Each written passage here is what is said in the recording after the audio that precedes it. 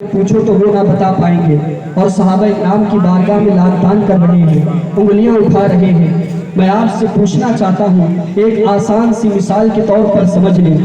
کہ اگر آپ کے چچا اور باپ میں لڑائی ہو جائے تو کیا آپ چچا کی محبت میں باپ پر ہاتھ اٹھائیں گے؟ آپ کہیں گے ہم ایسا کیوں کریں گے؟ یا دادا یا باپ میں لڑائی ہو جائے تو باپ کی محبت میں دادا پہ ہاتھ اٹھائیں گے؟ آپ کہیں گے ہم ایسا نہیں کر سکتے، وہ بڑے لوگ ہیں، ہم کون ہوتے ہیں ان کے درمیان بولنے والے؟ جب باپ داداؤں کے درمیان آپ بولنے کی حیثیت نہیں رکھتے تو پھر وہ تو کتنے بڑے لوگ ہیں، ان کی بارگاہ میں کیسے انگلیاں اٹھانے چلے ہو، ان کی بارگاہ میں لان تان کیسے کرنے چلے ہو؟ جبکہ اللہ کے رسول نے فرما دیا میرے جتنے بھی صحابہ ہیں تمام جنتی ہیں، کسی کا بھی دامن تھام لو، تمہارے لیے ہدایت ہی ہدایت ہے۔ اس لیے ہم اہل سنت والجماعت بار بار یہی کہتے ہیں کہ اللہ نے جب دو ہاتھ دیے ہیں تو ایک ہاتھ مضبوطی سے صحابہ اکرام کو تھام لو اور ایک ہاتھ میں اہل بیت کو تھام لو، اس لیے کہ اہل سنت کا ہے بیڑا پار، اصحاب حضور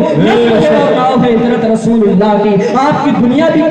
کامیاب ہو جائے گی، آپ کی آخرت بھی کامیاب ہو جائے گی۔ یہ جو بھوگ رہے ہیں ان کے ایمان کا تو جنازہ نکل چکا ہے، لیکن ہمیں ضرورت ہے کہ اپنے ایمان کو بچا لیں، اپنے اہل عیال کے ایمان کو بچا لیں، اپنے بچوں کے ایمان کو بچا لیں، اور دیکھیں ہمارا بچہ کس کے ساتھ اٹھ بیٹھ رہا ہے، ہمارا بیٹا کس کے ساتھ اٹھ بیٹھ رہا ہے۔ سب سے بڑی ذمہ داری اگر یہاں پر کسی کی بنتی ہے تو وہ ماں باپ کی بنتی ہے، اس لیے کہ ہم نے بچوں کو چھوڑ دیا ہے، وہ کس کے ساتھ اٹھ رہے ہیں، وہ کس کے ساتھ بیٹھ رہے ہیں، وہ کن سے تعلقات رکھ رہے ہیں، پھر آگے چل کر کے نتیجہ یہ ہوتا ہے کہ ان کے ایمان کا تو جنازہ نکل ہی جاتا ہے اور ساتھ ہی ساتھ گھر والوں پر بھی اس کا اثر پڑتا ہے۔ کل قیامت کے دن آپ سے سوال یہ نہیں کیا جائے گا کہ اپنے بیٹے کو کون سی ڈگری دلوائی تھی، کل قیامت کے دن حساب یہ ہوگا کہ ہم نے بیٹے جیسی نعمت آپ کو عطا کی تھی، بیٹی جیسی نعمت آپ کو عطا کی تھی، آپ نے اس کی تربیت کیسے کی ہے، آپ نے اس کی پرورش کیسے کی ہے۔ تو سب سے بڑی ذمہ داری یہاں پر اگر کسی کی بنتی ہے تو وہ ماں باپ کی بنتی ہے کہ اپنے بچوں کو آج کے معاشرے کو دیکھتے ہوئے انہیں بچا لے۔